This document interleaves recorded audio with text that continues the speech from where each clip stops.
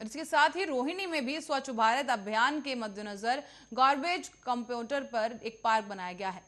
इसके बाद ही आपको बता दें कि जहां पर एक गार्बेज कंपाउंडर जो है वहां पर कूड़े कचरे के खाद में बदला जाता है, तो वहीं दूसरी ओर पार्क लोगों के लिए पिकनिक स्पॉट और सेल्फी स्पॉट बनता जा रहा है। रोहिणी नगर जोन जो है वहां पर प्रशासन ने इस पहल में भागीदारी निभाने के लिए अमेज़न से अपील की है और वहां पर कूड़े कचरे को खाद में बदलने का जो है काम किया जा रहा है।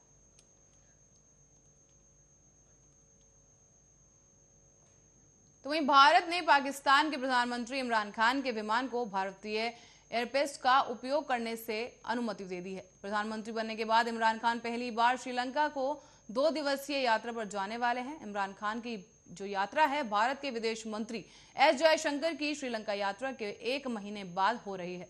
तो वहीं दूसरी तरफ भारत के साथ किसी भी प्रकार के टकराव से बचने के प्रयास में श्रीलंका ने संसद में इमरान खान का एक निर्धारित भाषण रद्द कर दिया है। श्रीलंका की सरकार ने यात्रा के 5 दिन पहले उनके इस कार्यक्रम को रद्द कर दिया था। तो वहीं मीडिया के अनुसार इमरान खान यहां कश्मीर के मुद्दे पर कुछ ऐसा कह सकते थे। ऐसी स्थिति में श्रीलंका भारत को बेवजह नाराज नहीं करना चाहता है। बता दें कि भारत के प्रधानमंत्री नरेंद्र मोदी ने श्रीलंका की संसद को 2015 में संबोधित किया था।